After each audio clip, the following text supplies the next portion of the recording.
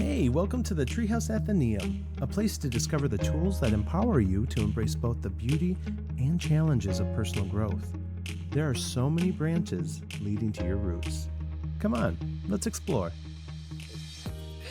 All right, we are back in the tree house. Today is the first day of 2025, and we have me, Lisa, Daniela, and Dave here to Hmm. talk to you about golden handcuffs. Ugh, sexy. Yeah, Arf. well, are I they mean, though? they can be. Okay, Dave, you tell us all Depends about who's what on the golden other end. handcuffs are, friend. Yeah, let's not start that way. Okay, Daniela, because you can keep it, family friendly in here. Mm, You tell us what golden handcuffs are and why yeah. it's so important for us to talk about them. Golden handcuffs and how we're talking about it is in terms of career, but it could be anything. It's something that you are getting immense value of. It's giving you something and a lot of it. You're getting a lot of abundance out of it, but only in one area. So you feel handcuffed to it because if you let it go, that means you're letting go of that flowing whatever thing you're getting. So in our what we're talking about is career. So that could be money, it could be, I guess, like your position, but for service industry, usually in serving in general, it's money. So if you're making a lot of money in your serving job, but you actually don't like being a server, those are golden handcuffs. Mhm. Mhm.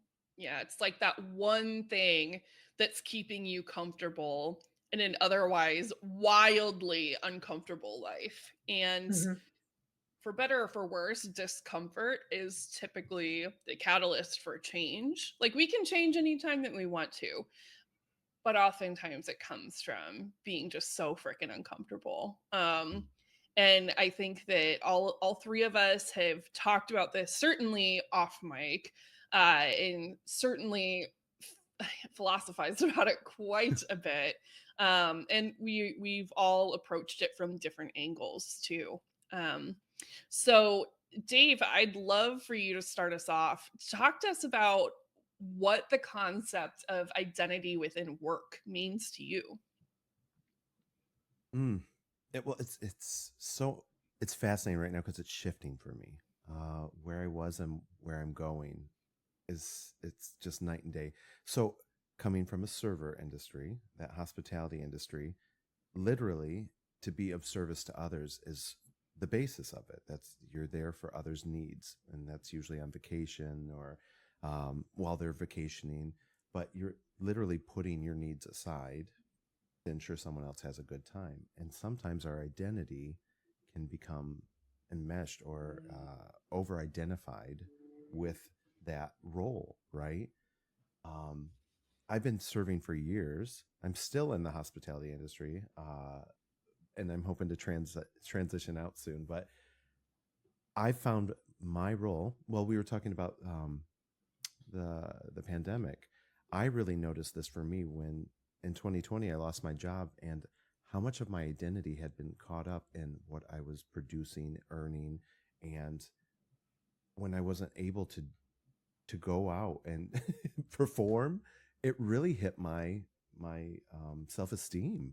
Like I felt a lot of value loss in myself and what I was contributing to the world. And that's when I kind of started waking up to the idea of like, this isn't healthy. This relationship to this industry that I've had, this role that I've taken on, I'm more than this. Why is it affecting me so much? Why do I feel so shaken? And that was because I wasn't pursuing my passions. I wasn't. I'm an academic by trade, like my background. So I had let that go because I was making such good money for years in the service industry. And it's just curious how I did. I just let that stuff go because of these golden handcuffs. My needs were met.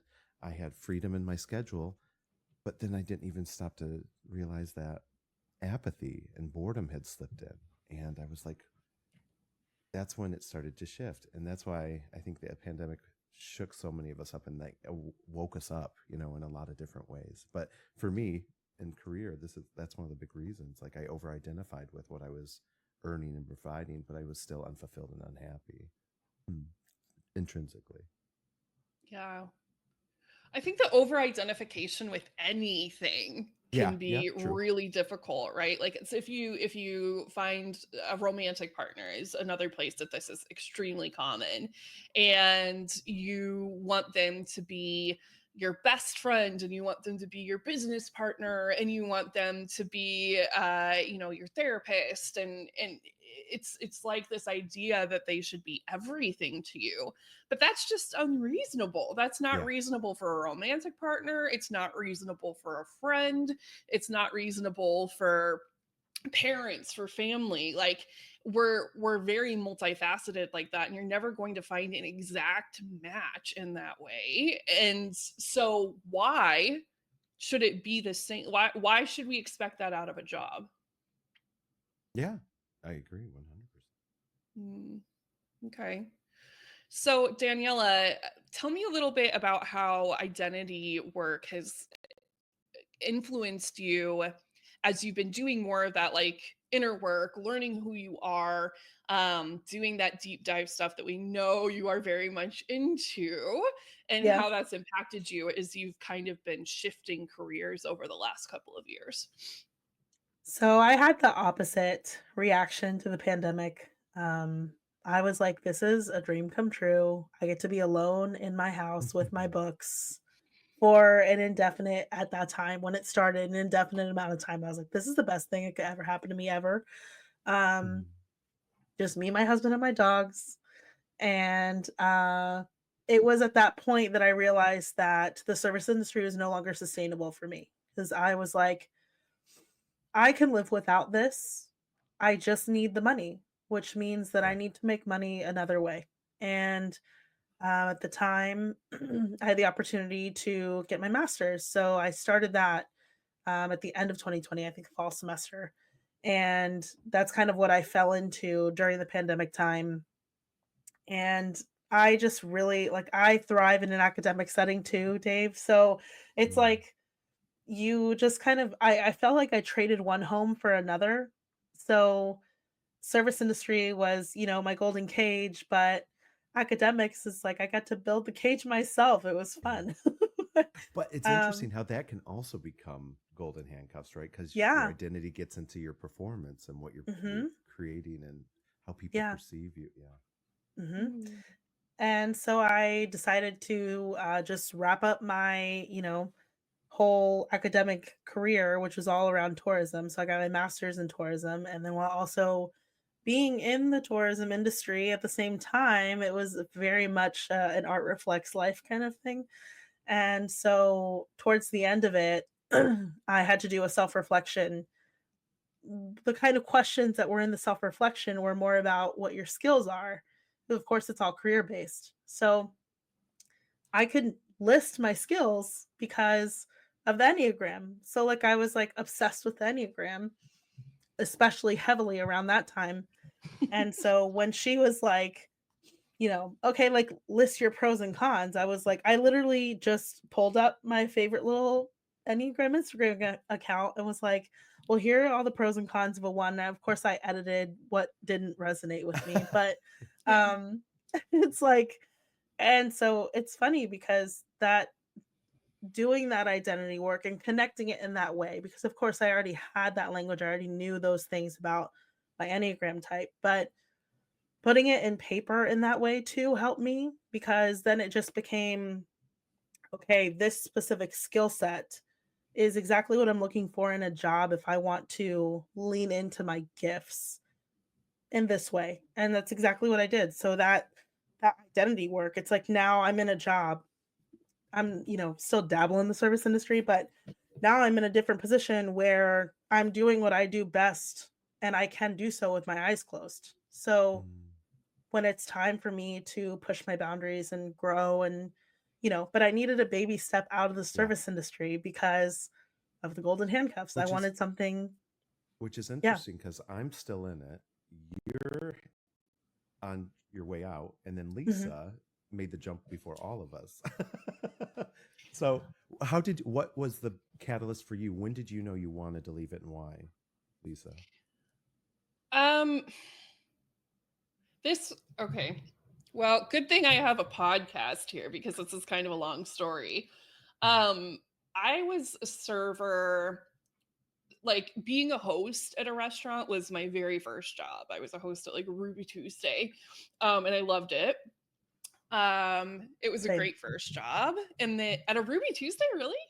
No, I was just that Oh, was my first job. I hosted a restaurant. I was like, dang, there's But I two also of loved us.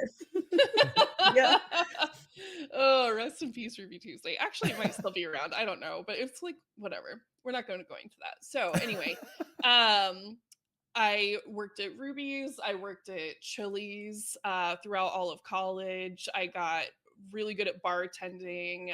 One of my colleagues and I had a system down pat on Fridays where I would run the well in the bar and he would go and schmooze on the floor and we'd pool everything. And we were just like an efficient machine.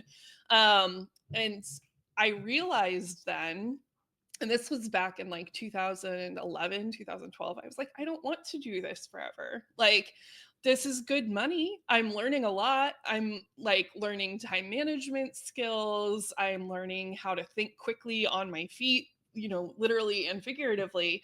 And there are just so many underrated traits of being a server, but it was almost impossible for me as a 20-something-year-old to be able to put those things into writing on a resume and talk about how those skills were transferable. And there was another bucket list job that I really wanted to chase, so I did. And I was out of the serving game for probably about 4 years before I recognized, hey, this money that I'm making that's not serving, it's not sustainable. And I had a partner at the time that I really wanted to be able to support. And there was an opportunity for a serving role that I was really excited about because it was just different from your normal type of serving role. And so I went for it. And I remember crying when I got the role, like happy tears, because I was like, I can It's support my life-changing. family. Yeah. Yeah, like this is gonna take me from like $25,000 a year, and that was because I was working overtime, Oh, Yeah. to up to like 70,000 plus, which was a major leap. But I had left Colorado because I didn't want to be a server anymore. And then I ended up looped right back in it because that was how I could support myself and that was how I could support my partner. And I don't necessarily regret it because no. I got so many wonderful experiences and I got to support myself in things that I wouldn't have been able to had I not picked serving back up. But I ended up destroying my body, like destroying it. Like I had pinched nerves in both feet. I couldn't stand for more than 45 minutes at a time, and it was absolutely miserable. I was showing up to work in like a walking boot all the time. Daniela, I went to your wedding in that same walking boot Yeah. because I had destroyed my body so badly. And so when the pandemic hit, I also lost my job, right? Like nobody knew what was going to happen. And similar to the two of you, I was in an academic space. I was earning my master's degree at the same time. And I don't think it's a coincidence that all three of us have this piece of academia attached to it. Because when you start learning about what else is out there, what the other possibilities are, then you start being able to connect yourself to those possibilities and seeing yourself filling those shoes. And that's incredibly powerful. Yeah. But the thing about serving is you get so exhausted, like physically, because it is a very physically demanding job. Mentally, it's not. And I think what, like you were saying, we're drawn to the academic realm. As much as it is exhausting, it's so unfulfilling in a cerebral sense. You know what I mean? We're left very empty because it's monotonous. It's the same thing. Yeah. Well, yeah, but emotionally, emotionally different. It's gonna tear you down. Like, Yeah. there's a reason why every server, if anyone who's ever been a server, period, they all know what it's like to have a serving nightmare. Yeah. They all know what it's like to have a serving nightmare. And if you're I listening just to had one. Okay, so we have some listeners that haven't ever been a server before. So Daniela, what's it like to have that server nightmare pop up in the middle of the night?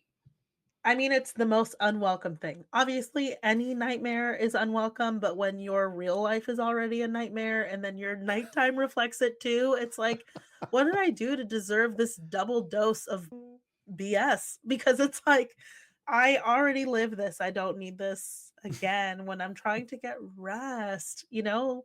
Mm-hmm.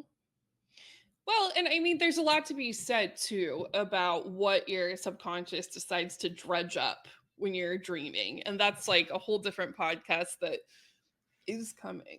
Okay. We just, we're trying to wrangle down, the part one of it all.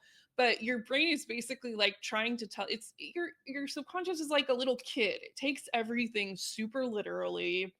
And it really wants to like protect you and warn you. And in other ways, it's really good about guiding you forward too, because it knows Yeah. what you're really trying to pay attention to, and you might not consciously know that. But to have your subconscious bring this stuff up and be like, hey, if you can't get 15 dishes out to one table in the span of 5 seconds, then a monster is going to come out of the basement and eat you. And I think that says a lot about the degree of accuracy that we hold ourselves accountable to when Yeah. in the hospitality industry. Expectation. Mm-hmm. Yes. Yeah. The expectation of others. Yeah. Well, and also, yeah, this is a whole nother topic to be had that could be a whole podcast, but the difference between people that have been in the service industry pre-pandemic and post-pandemic, Mm, because the expectations of that have also shifted. yes. Yeah. Tell us more about that, because I only worked in the service industry post pandemic Yeah. in like October of 2020, and that was it.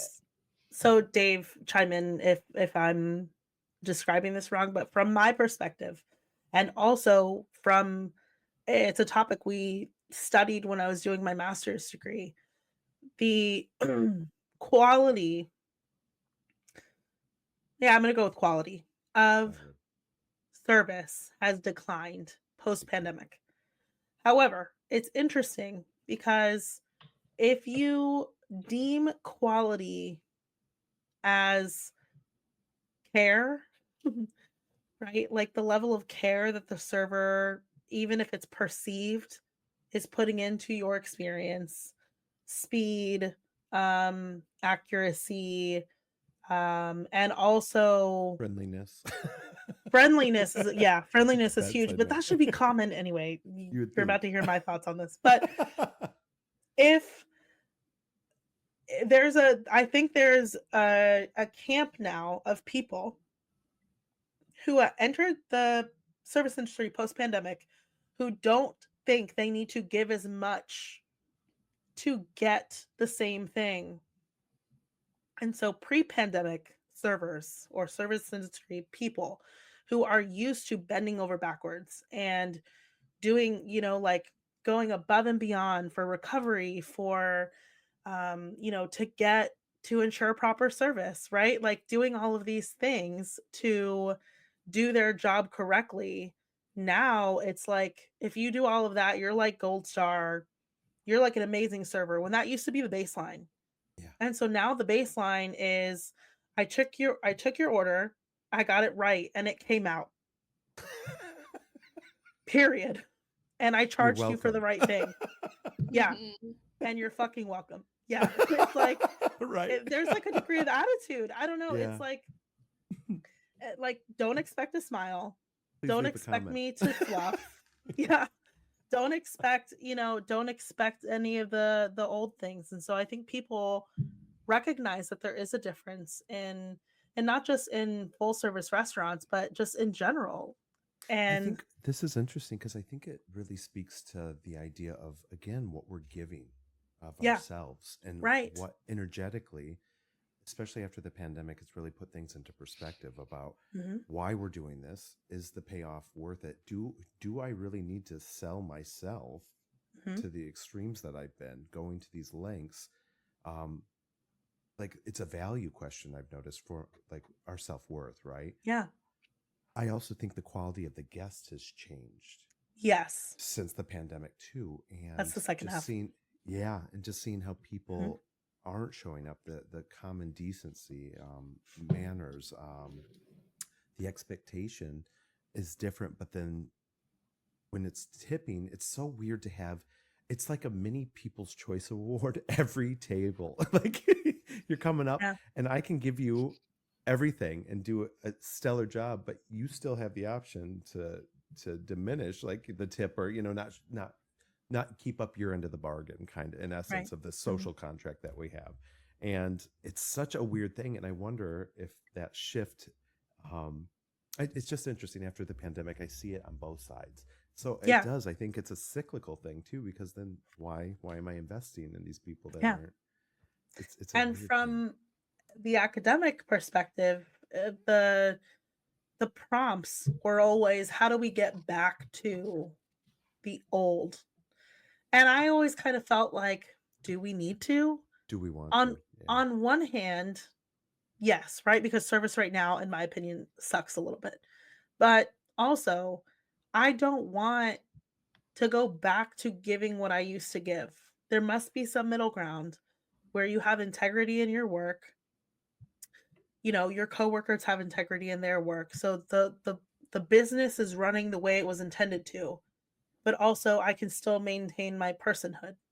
Yeah, it makes me think. I read an article about in Japan how there a lot of companies force or insinuate like that they have to smile, like employees have to smile, and it was causing a lot of mental health issues because keeping up this fake persona when it doesn't reflect who you are. You know what I mean? Literally, the act of fake smiling was detrimental. It was like, you know what I mean? It Yeah. was causing psychological fractures with these people. And I identified with that so much because literally, oh my God, have you seen Waiting? Yeah, yeah. Like I I think that's actually like problematic. haven't. standard. How have you made it If this you far without you I've need to, it's watching seen like it? set clips. in a I've seen Bennigan's. clips. It is Yeah. our entire cosmos of serving in one movie. It only changes between front of the house and back of the house. There's like No two. plot. Yes, Not a single but plot point. it encompasses the entire realm of what it is to be a server and the dynamics of people. Because at the end of the day, that's why we're people, right? We love Yeah. the interaction. You don't go into this industry, hospitality, if you don't love people at the heart of who you are, the core of it. It's connections. It's interaction. What? The Maybe face maybe that some of us Daniela don't. made. That's not true though, Daniela. You You do are, love yeah. You people, but could not do In a this if you different did not way. like connecting. Well, Yeah. but still, I mean, Yeah. the whole industry is based around connection, you know? Mhm. It's just fascinating. That movie's hilarious though. It because there's this one. Naomi is the mean one, the angry server. We all know the angry server. So she comes out of the kitchen and there's that the wall before she goes on the floor, and she's like,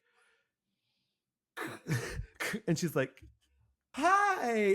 It's just it's so fake and forced, but we all know that because Yeah. it's what you have to do in this industry. It's just Like funny, 5 but names came to my head immediately.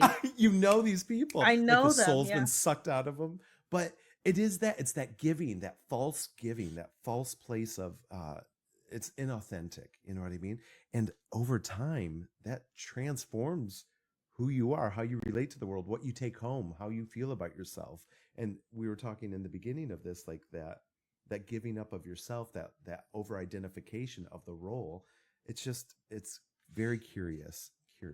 Mm. well, that's the whole thing. Like from an Mm. Enneagram perspective, me is a 3. The core motivation is to add value. So, I mean, it's going to hit every Ennea type a little bit differently, but if I know that I am on my A game, I am offering excellent like food and wine pairings. I have great knowledge of the menu. I'm way better than the jerk in the station next to me, but he's making more than I am. it's really hard not to internalize that at the end of the night when you don't see those returns. So, Dave, what you were saying about the People's Choice Award is absolutely true. And that's something that I was saying a lot back in my Chili's days, was it was very difficult for me to work at a job where it was completely dependent upon strangers liking Yeah. me. Like, I Yes. No other remember one profession, time. right? Like it's weird. It's such a weird profession. It is. It is. And like, yes, I get that that is something that's going to be prevalent in any sort of job that you do, right? It's not like office politics don't exist. They Right. absolutely do. But your pay is not directly related to that on such a micro level like it Mhm. is with serving. Because with serving, it makes or breaks your entire day. Yeah, Right. And it it's can. very Yeah. difficult not to separate your identity from that. And I remember, like, specifically when I was learning, so I worked at this fine dining restaurant. And when I started there, I did not know how to open a bottle of wine. And this was like a very wine centric restaurant. And I was getting so frustrated. I luckily had a trainer who I adored, and she insisted that I take home empty bottles of wine and practice opening them at home. And I was like, I can't do this. And the way that I beat myself up because I couldn't open a fucking bottle of wine, and like had it in my head that like I wasn't polished enough, I wasn't good enough, like all of these things was wild. And then when I finally did learn how to do that, I began leading wine classes at this same restaurant. And then I like had this complex about like how sophisticated I was because I understand wine. I understand how to do like tasting notes and what mouthfeel means. And I know more than just Chardonnay and Cabernet and like all of these different things. But the point is, none of that makes me who I am. That's trivia. It's a All skill. of that is trivia about me. And it has nothing to do with myself. And when I was going through that, and when I was focusing so hard on, well, I have to be the best, most polished wine opener, and like I need to be sure that I have like the best feels about the wine, I was really missing the forest for the trees because there were so Yeah. many more interesting things that I could have been learning about at that time. But I was just focused on what's going to make me an extra $75 in the short term rather than what is going to make me feel fulfilled in the long Yeah. term. And that fulfillment is key. It's key, like in so many different ways. I know we've talked through this and in different ways on the podcast. I'm sure we're going to continue to do that. But like if you're not taking the time to figure out what makes you tick inside and outside of work, then how are you ever going to feel fulfilled? And It doesn't matter how much money you're making. there is a point too, back to that energetic part of the equation. There's something about the service hospitality industry that is so draining. It is almost, for me, it was impossible to find that space and time to do the introspective work because I was Oh, always yeah. so depleted. I was always giving of myself Yeah. so much. There's a reason that service industry has one of the highest like addiction rates, alcoholism. Like there's a reason because the shock that it does to your nervous system of one, I think a lot of empaths and sensitives, intuitives are drawn to this energy because at our core, again, we're helpers. We want to help. We want to be of service to the greater big picture. Yeah, the reward's great, but we're drawn to these roles. And then when you give of yourself constantly, when you're giving pieces energetically, you're taking on other people's energy. You go home like last night. Okay, so New Year's, I spent all day. It was chaos, chaos. Make good money, but Yeah. chaos. I wanted to drink. I wanted to like soothe and calm myself. And it was weird because I was like, I had my second drink, and I was like, it occurred to me like, wow, this is just not who I am anymore. But being in like, because it hasn't been this busy in a long time, right? Because the holiday, it occurred to me like, wow, Dave, like this has really affected you on a physical and energetic level. Like it's depleted you, and now you're going outside of yourself rather than like, I'll meditate, like I Yeah. need, so it's easy to reach for those Quick fix. things. Mhm. Yeah. And so it keeps us from doing the work of the self exploration of it's a hard the golden handcuffs, they're handcuffs at the end of the day. They keep you tied to it. It's a cycle. It's very cyclical. It's fascinating. I love that you brought that up. Yeah. Mm. So how do Yeah. you how what was the catalyst for you to start looking out? Oh, you know that question you asked me like 15 minutes ago and I never Yeah. answered. Um, Other than the pain thing, right? Like I had all of this open time to be really diving into grad school and understanding what that different life would be like for me. And Seeing there was a lot of like drama that went into me ultimately making that decision, but the point is I had this taste of what it was like to actually sit with the things that I was interested in. And I had the chance to sit with things that I thought I was interested in and I thought made me me. And I was recognizing that they made me really miserable. mm, So the pandemic, it's not a once in a lifetime thing, right? Because it's not like, first of all, I hope it doesn't happen to everyone in their lives, but no, that was the catalyst. but We it need was a those period of seasons. forced rest. Yeah, it was a period of Yes. forced rest, which was Spirit. really important because that's what allowed me the time to really dive into the Reflection. Enneagram. That's what allowed me the time to be in class discussions with people that weren't talking about, side work and how this one adjustment would change Oh my God, everyone's lives, and server then they'd be so server happy. conversation now. Doesn't it just makes me Yeah. cry inside. I'm like, there's a world out there. Like, Yeah. No. Well, and but so we that's how talk I'm sorry. consuming it is. Yeah. Yeah. I I want to get back to what Lisa was saying, but even the difference like you're saying between 3 and the way that I reacted as a 1. Hmm. Like the side work conversation, I lived for that. I thought I was getting fulfillment from that Hmm.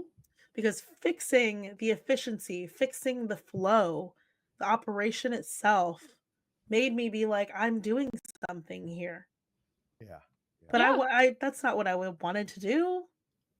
I mean, those things are still helpful. Like, I don't want to take away from what it is that servers do, what it is No, that Yeah. all there's of us have value. There's done. definitely value. There's Yeah. value. But the thing is, like, the trap here, I think, is it's not mentally exhausting, like you were saying, Dave, but it is emotionally exhausting and it is physically exhausting. So having a night off is not going to give you the time needed to Because you've be got to able to recoup. dive into this stuff and see yourself in a different role. And to be clear, there are some people that were born for serving. This is Yeah. great for Yes. them. But sort of like Mm. sales, only like 5% of the world is naturally equipped to want to do that forever. Mhm. Everyone else, it's a skill. And I mean, well, that's a different sidebar too. But anyway, the point is with like when you're not being mentally exhausted like that, you're like, okay, things really aren't that bad, but you're not going to get the time. You're not going to get the time that it takes to sit down and say, okay, what else is there besides this? Because I What don't know lights about me the up? two of you, but like to this day, I haven't been a server for 4 years. And I still hand pack plates everywhere I go. I can't Mhm. like at Christmas time, I was sitting down at the table with my family, sitting down as a guest in my mom's home, and I'm like reaching to the credenza behind me and grabbing the wine bottle and making sure that like everyone's Everyone's topped glasses are off. filled. And yeah, Yeah. like it's just something that you can't kick out of you. And on one hand, it's great to have that sense of service to other people. And on the other hand, like you deserve downtime too. Like these people are Yeah. perfectly capable of taking care of themselves. And this isn't the only value that I can add to their lives, you know? Mm. Yes. And that is such a huge piece to let go of. People are capable of taking care of themselves. When you leave the service industry, it's not your job unless you are really coming from a place, where you're like, I want to take care of this person in this moment because that is what I want to do. And that is such a It is hard a thing to love language. separate. It really is. Yeah. Acts of It's service. a hard thing to separate when you're ingrained that that's what you're supposed to do. Mhm. Did I let you pass me in the grocery lane because I saw that you had your hands full and I was trying to be nice? Or did I do it because I was trying to avoid confrontation and I'm taught that that's just what you do? Mm. Yes. And how damaging is the phrase, if you have time to lean, you have time to clean? Ugh. Ugh. Yeah. That is teaching you that it's not okay to take a rest. Yeah. And Yeah. you have to take a rest. If you have That's a powerful. phone, right? And it's down to 10% battery. And like, what are you going to do, right? Are you going to try and push it all the way through and say, I don't know, there's a little bit more scrolling I could do that I just really need to get out of the way? Mm. Or are you going to find a way to plug it in so that you can get home on time? And if you take a wrong turn, the GPS is still going to work. Mm. Right. I That's hate And time to powerful. lean, time to clean. That's a Yeah. power it's trip statement. No, it detox. is. It is. And Yeah. it's like you said, it's trying to squeeze the stone dry, kind of like, you know Mhm. what I mean? Like just get every Mhm. ounce of that's the industry, the Right. complex. Yeah. Mm. And that's, going backwards a little bit. If you're one of those servers who finds fulfillment in the efficiency of things and trying to fix things, for me, that's what helped me realize that that's a clue to my puzzle in that this is one of my skills. So like what I was saying before with the self-reflection, okay, optimizing things, not to be all corporate, but optimizing things and streamlining things is one of my skills. And I can do it with my eyes closed. So it's like, how do I take this out of a job that I otherwise hate? Because me getting fulfillment from that one area and the money, right? So like me trying to insert myself into how can I improve this place was because I hated it. So Mm. like how do I make this better because I have to stay because of the money? And really like the pandemic made me reverse that. How do I leave and still make the same money? So it was like, you know, Mm. it's a lot. It's a whole detox that you go on once you leave too. Let's talk about that. So what is the process detoxing like? What does that look like? What Whew. what parts of the old, well, you're in the middle still, right? You're Yeah.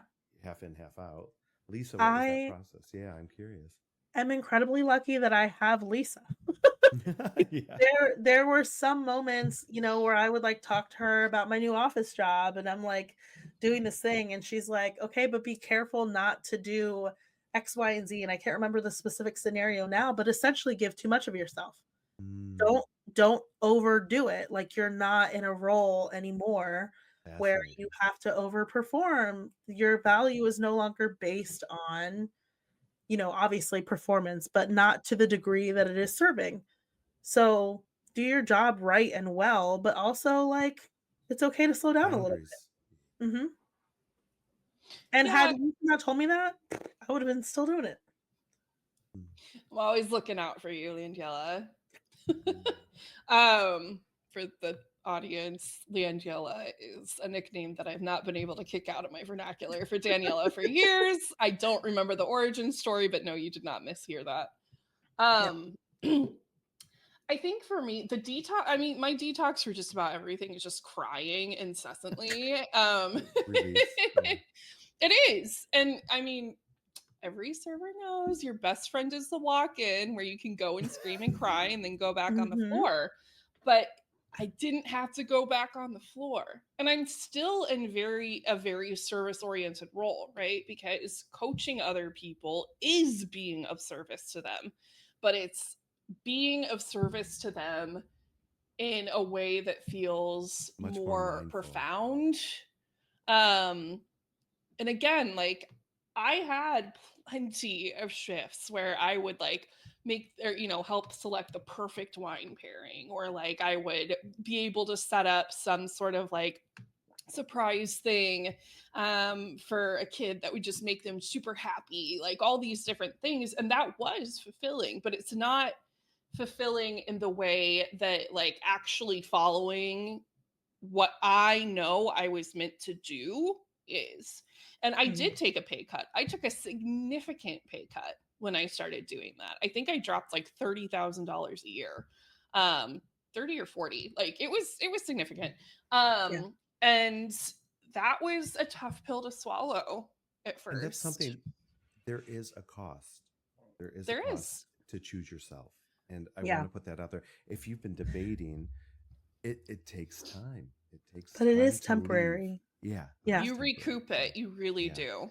And just the vitality you gain from doing Yeah. something you're passionate about and getting other aspects of yourself back is just, it's priceless. It's Mhm. priceless. You reclaim yourself, you know. Yeah. And part of that is that surgical extraction of yourself from your work identity. Yeah. And I think that like there, especially in service industry roles, you need to be intentional about taking that time. Like maybe even take vacation days to sit and be with yourself. And like not, don't even start there. Start with resting. Start with actually resting for a few days. If you need to have a day where you literally do nothing, literally being used accurately and not in the slang term here, then do it. Like that's going to be a part of the detox. But Yep. there has to be a situation where you're like, okay, like what is it that I want to do? Yes, I want to be of service. I want to help other people. I want to make their day. But why?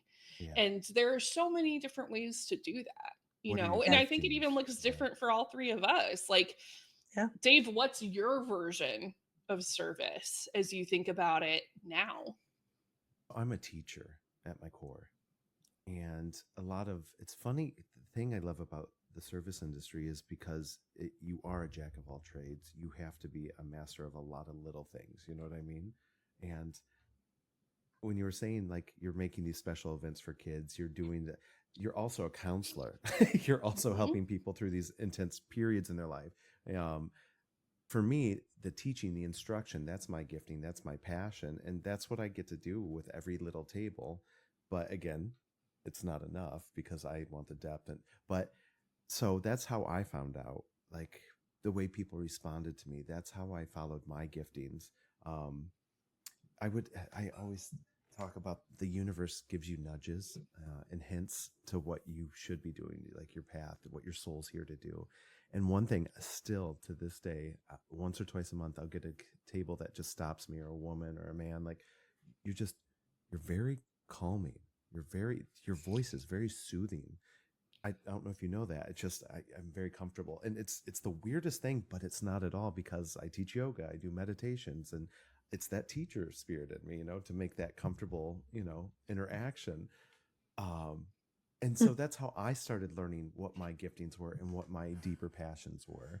Is listening to these nudges of, yeah, but it's funny how I see it reflected in that. But now as I grow, what I'm doing in this season of my life, what I'm trying to build is a platform for us to connect, still service, still people oriented, being of service to others, but in that light of expanding on who we are, helping others to see who they are, what their light is, what their giftings are.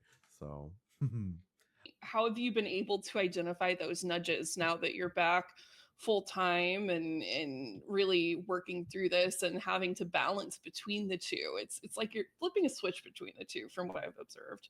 well, I've been sending you guys texts and messages. Like sometimes now I go into work, I'm walking into work and it's dread because I know I'm not meant to be here anymore. So there's this in between. I am the master of the in between. That's what, since the divorce, since ever, like I am not who I'm becoming, but I'm not who I was. And it's this, but that's a hint. When I am dreading energetically, when my energy drops because I am not looking forward to it, because I am not excited or thrilled about this, that's a hint. That's a nudge. This is not where I'm supposed to be anymore. So it helps me reorient my energy towards my passions. I come home and I do editing, and I like on these videos and this content I'm making and all of this, like what's our next podcast. These are the things, like I feel it right now. My energy is elevated. I light up when I do this. That's what I'm supposed to be doing. That's following your passions. I, I was just talking about Jenny in the last podcast with that Walt Whitman quote: do anything but let it produce joy. What makes you come alive? What is your joy? What is your passion? Follow your bliss. And that's how you know what you're supposed to be doing, where you're meant to be, what you want to do, what's going to make you come alive. And yeah, so I'm not out of it completely, but I have an end date. I have a goal, and I can see things starting to manifest in different ways because I'm following. My attention's focused on what I love now, and what you focus on increases, right? So, mm, So, how are you tapping into the courage to continue to pursue these things? A, as a jumping off point, and B, to perpetuate it, even though you know that this is something that you're still working through? it's God, it's so curious that you say that because I there is a sense of, because the handcuffs, again, perfect metaphor, because it keeps us bound to something that we don't want at our heart. You know what I mean? They're Hmm. gilded, they're gold. The money, I'm this sense of lack has really, I've been forced to face these ideas and beliefs of lack that I have embedded in me. I would, the pay cut, like you're saying, when you leave, you take a sizable pay cut. Yeah. It's terrifying, it's scary, but it's really re confronting and readdressing these false limiting beliefs I have within myself of I won't be able to make the money that I do here. I won't have the freedom and time to do what I want like I will.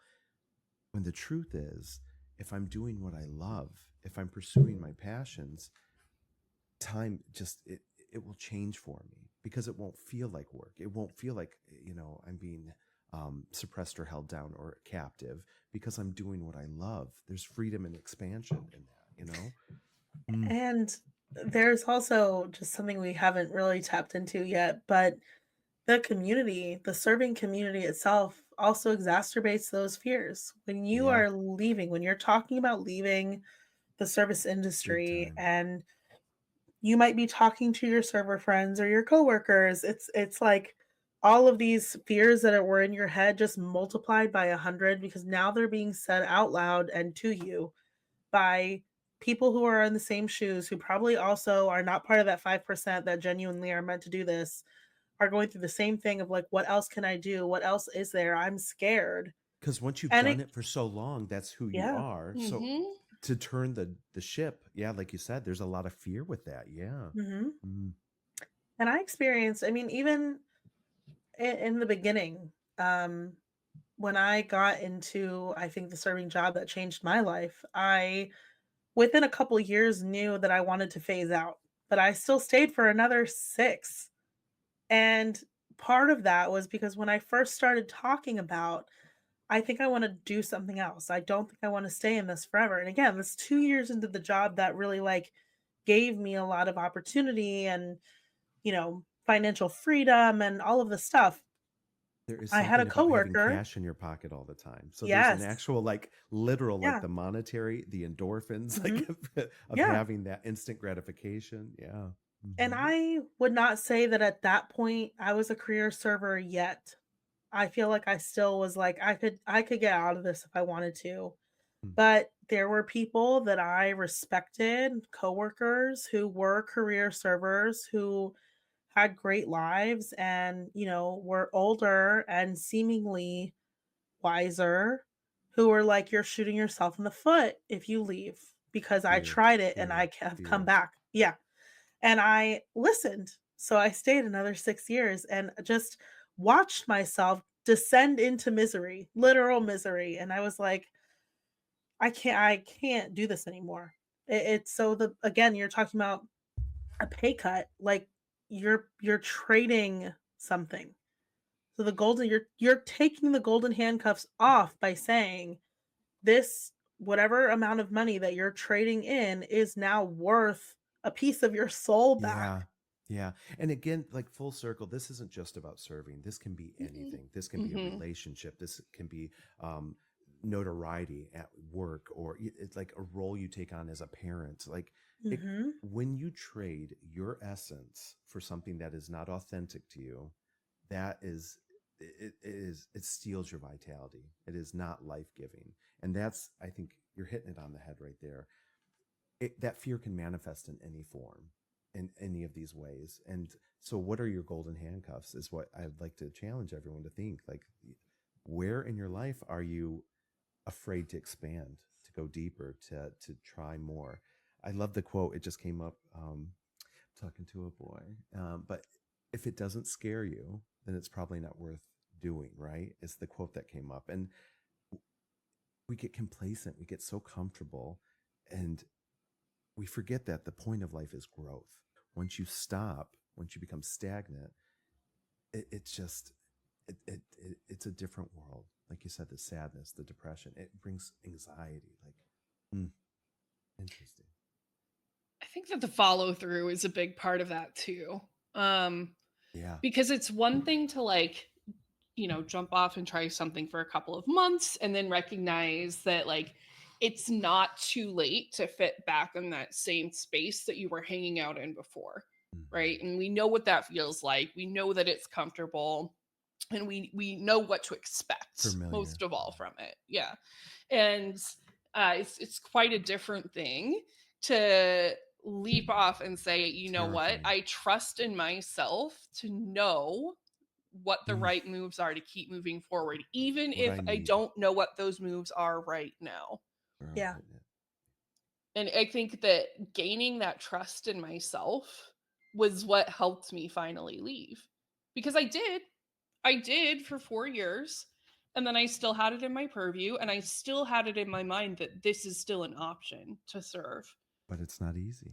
It's not. It's And here's not the thing, like, easy. I still have the skills, right? Like, I was talking about the wine at Christmas. I know that I could still serve if I wanted to, but I have made a conscious decision that You chose serving is yourself. no longer Yes. an option for me. Yeah. Like, if I am looking for extra streams of income, serving is not on the table for me anymore because the cost is too high. Yeah. Say it again. Yeah, it's too high. Serving is not on the table for me anymore because the cost is too high. Choosing yourself, reclaiming that power. And here's the thing, too. I told you guys that I took a pretty big chunk of a hit in as far as income comes. I have now synced myself back up to what I was making before I left. And that is through following my bliss. Now, I recognize that it's a different situation for everybody, right? Like, I certainly had support from my mom and my sister when I was gathering myself back up together. And they were so gracious. And I know that that's not something that's available to everyone, but there is a version of it for everyone. Yes, and life will take you to where you need. If you truly want this, if you are ready, it will work for you. Like, you just have to believe that the faith component, the universe is on your side. It is conspiring for you, not against you. And if you are ready, if you want this and desire it, it will unfold for you. You create your reality, right? And that's the encouragement. It will happen. You don't know how, you don't know when and how it will unfold. That's the adventure. And that's step by step, like you were talking about. It unfolds. Just trust that it will. It will. And it won't be instant. No, no, and it won't be easy sometimes. Yeah. Change has a lag time, and I think that that's something that's very easily forgotten. Yeah, but if your soul is dying, inside because you are unfulfilled, you just got to do what you got to do, and that's it. And you're always going to have people try to talk you back. Yeah. Yeah. Like every time I've made a big decision in my life, every time someone that cares about me and is coming from a really good place will try and talk me out of it. And it's not a conscious decision on their part. It's them saying, but I know you and I really like you as you are right now. And if you make a change, then you're bound to change. And like, that's kind of the point. Yeah. Yeah. Yeah. So, I mean, in the interest of practicing what we're preaching, right? All three of us have gone through the decision to follow what speaks to us. And we got lucky in that all three of us, part of that path is here in the treehouse. So, what I would love to hear is like, just pick 3 things that make you, that have absolutely nothing to do with your occupation, not in the treehouse, not serving, not a corporate role. What are three things that you know to be true about yourself? I, as a person, as David, I am kind and compassionate, and I care about others deeply and genuinely. I am joyful, and I make a lighter space for others. Um, yeah, I love to celebrate joy and the humor, and that's intrinsic to who I am. And I am a man of integrity. I am a person of integrity. That's very important to me. I mean what I say and I do what I say. Hmm. Your turn. No, that was only two. Oh, joyful. That's the other one. Oh, Joyful. okay. So I'm kind, very joyful. I bring a lot of light. I'm happy, and I shift the energy of where I go. And that's a very I'm very thankful for that aspect of my personality and my character. Like I make the world lighter for others. Okay. For me, I know about myself that creativity is something that whenever I bring it up, I feel a million times better. I can usually tell if I'm in a rut by if I've created anything recently or not. And that doesn't always have to be something to share with other people. Sometimes it's as simple as putting together a jigsaw puzzle. Sometimes it's, making some sort of like artwork on Canva to, just make a friend's day. But I know that creativity is integral to who I am. And it's something that I need. And it's something that I have used historically to express myself and help relate to other people. I also know that I am courageous. Mm. It fits with the whole lion spirit. I know that I do a lot of things that a lot of people go, I could never. And I'm like, Okay. Well, that's nice. Keep that to yourself. But I think the fact that I have moved across the country 2 times without knowing a single person shows a lot of courage and follow through on doing the things that I know I want. And that's something that I'm really proud of. And I think a third thing for me is I love the gift that I have to see other people. This is something that I've worked on honing through things like the Enneagram, right? Like getting the tools to describe it, but it's a natural talent that I have had for my entire life. And it's something that was frustrating for me when I was younger and around people that maybe didn't appreciate it as much. But it's made a world of difference for me in the way that I'm able to relate to others. And now that I'm older, I understand how to be more discerning with it and figure out when people are ready to be seen and when they're not.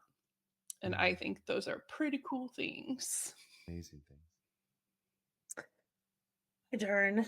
So I my first thing is kind of a double thing, but I didn't want to take up two slots with it because I think it's kind of the same thing, but different lenses, which is I'm intuitive, but also perceptive. It's they're two different things, but I use them very similarly in Mm-hmm. the moment, kind of like Lisa, like you were just saying with people. But just in anything, I don't. I think maybe if I were to like funnel that down to something, I'm always paying attention. So I'm just always paying attention to all the little things. Um, I am someone who likes to dig deep. I am an investigative kind of person. I'm gonna tunnel into whatever you let me tunnel into. But also on the flip side of that, I know how to cut to the core of an issue really quickly because it does not take me long to get to the ooey gooey center that I'm looking for. So if you're like, if we're all dancing around a topic, I'm gonna identify it pretty quickly. And I have also become a little bit more discerning in when people actually want to say that part out loud. But I usually know. Um, and the third thing is that I am a very loving person, but it is a tough love. I think that I think it's a stretch to say that I have a rough exterior. I don't think I actually have a rough exterior, but it is it again, in that discerning type of way, like, I have a big heart, I'm very open, but also I'm gonna hold you accountable. So it's like a tough love, like, I want you to be better, I want and I give that effortlessly, and maybe I need to put a little more effort into being a little more discerning about that, but I have a lot of love to give. Yeah, you do. We love receiving it. I'm going to speak Me on too. behalf of you, Dave. Yep, true. All right, friends. Thank you for joining us. We are so happy to be in the year 2025. We are cooking up some really exciting Happy things New for Year. y'all that we'll be learning more about more later. Mhm. So anyway, happy New Year. Happy New Year. See ya. Thanks for joining us in the treehouse today. If you enjoyed your time here, can you do us one little favor and send this episode over to someone else who might need to hear it? We love ratings, reviews, and recommendations. We appreciate you so much. Have a gorgeous day.